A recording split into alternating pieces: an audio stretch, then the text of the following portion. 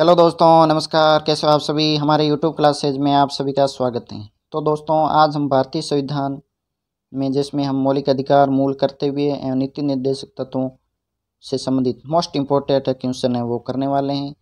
तो जो भी हमारे चैनल पर नए हो तो चैनल को सब्सक्राइब कर देना और लाइक कर देना ताकि रोज़ाना वीडियो आपको मिलता रहे।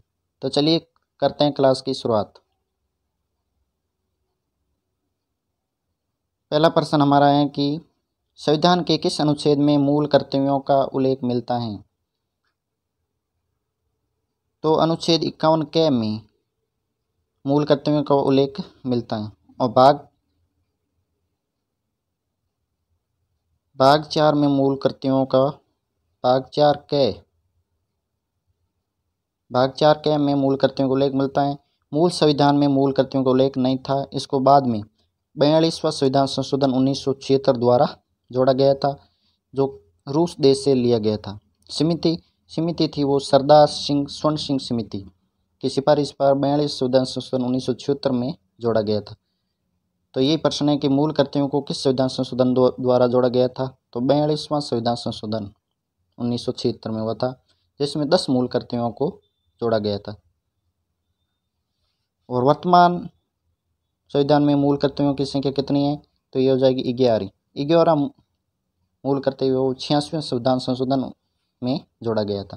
तो अभी वर्तमान में 11 मूल कर्तव्य हैं। अगला है, संविधान के किस अनुच्छेद में नीति निर्देशक तत्वों का उल्लेख मिलता है। तो कौन सा अनुच्छेद। अनुच्छेद 36 से 51 तक नीति निर्देशक तत्वों का उल्लेख किया गया। और भाग 4 में, भाग कौन सा है, भाग है 4, जिसमें नीति निर्देशक तत्वों का उल्लेख मिलता है अनुच्छेद 36 से 51 तक। और नीति निर्देशक तत्वों को किस देश के संविधान से लिया गया। तो वही लिया गया आयरलैंड के संविधान से। क्या नीति निर्देशक तत्व न्यायालय में वाद योग्य या परिवर्तनीय हैं। तो नहीं। नीति निर्देशक तत्वों को लेकर हम न्यायालय में वाद विवाद या परिवर्तन को लेकर इसमें हम न्यायालय नहीं जा सकते, क्योंकि ये परिवर्तनीय या वाद योग्य नहीं है। तो हम नीति निर्देशक तत्वों के बारे में जानकारी प्राप्त है। अगला है कि वर्तमान संविधान में मौलिक अधिकारों की संख्या कितनी है। तो वर्तमान संविधान दोस्तों मौलिक अधिकारों की संख्या वो 6 है। और मूल संविधान में मौलिक अधिकारों की संख्या थी 7। जो छठा मौलिक अधिकार था संपत्ति का अधिकार, इसे 44वां संविधान संशोधन द्वारा हटा दिया गया था। और अब उसे अनुच्छेद 300 के में जोड़कर कानूनी अधिकार का दर्जा दे दिया है। तब वर्तमान संविधान मौलिक अधिकार की संख्या 6 है। अगला है, संविधान के किस अनुच्छेद में मौलिक अधिकारों को वर्णित किया गया। अनुच्छेद पूछा है। अनुच्छेद हो जाएगा 12 से 35 तक मौलिक अधिकारों का वर्णन मिलता है। और भाग हो जाएगा 3। भाग 3 में मौलिक अधिकार है। और अनुच्छेद 12 से 35 तक। किस मौलिक अधिकार को डॉक्टर भीमराव अम्बेडकर ने संविधान की आत्मा कहा। ये मोस्ट इंपॉर्टेंट क्वेश्चन है दोस्तों, बार बार परीक्षा में पूछा जाता है। तो अनुच्छेद 32 को संवैधानिक उपचारों का अधिकार, यानी अनुच्छेद 32 को डॉक्टर भीमराव अम्बेडकर ने संविधान की आत्मा कहा है। ये हो गया हमारा मौलिक अधिकार से संबंधित इंपॉर्टेंट क्वेश्चन। अगला क्वेश्चन है, भारत के नियंत्रक एवं महालेखा परीक्षक के पद का उल्लेख किस अनुच्छेद में मिलता है। तो ये अनुच्छेद 148 में। अगला क्वेश्चन है, नियंत्रक एवं महालेखा परीक्षक की नियुक्ति कौन करता है। नियुक्ति है दोस्तों वो राष्ट्रपति करता है। और त्याग पत्र भी राष्ट्रपति को देता है, शपथ भी राष्ट्रपति दिलाता है। CAG, जिसे हम कहते हैं CAG कैग की नियुक्ति है वो राष्ट्रपति करता है, अनुच्छेद 148 में। भारत के प्रथम नियंत्रक एवं महालेखा परीक्षक CAG कौन थे। ये थे नरहरि राव। अगला है, महान्यायवादी से संबंधित क्वेश्चन कि भारत का महान्यायवादी AG के पद, यानी न्यायवादी को AG कहते हैं, उसके पद का उल्लेख संविधान के किस अनुच्छेद में मिलता है। ये होता है अनुच्छेद 76 में। अनुच्छेद 76 में वो महान्यायवादी के पद का उल्लेख मिलता है। कौन भारत सरकार का प्रथम सर्वोच्च विधिक अधिकारी है। यानी भारत सरकार का प्रथम सर्वोच्च विधिक अधिकारी कौन होता है। ये होता है महान्यायवादी। और भारत के प्रथम महान्यायवादी कौन थे। ये थे शीतलवाड़।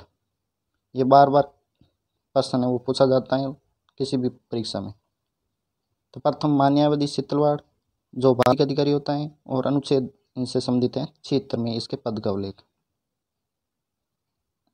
अगला है उपराष्ट्रपति से संबंधित कि उपराष्ट्रपति पद का उल्लेख संविधान के किस अनुच्छेद में मिलता है। तो उपराष्ट्रपति का अनुच्छेद 63 में उपराष्ट्रपति पद का उल्लेख है।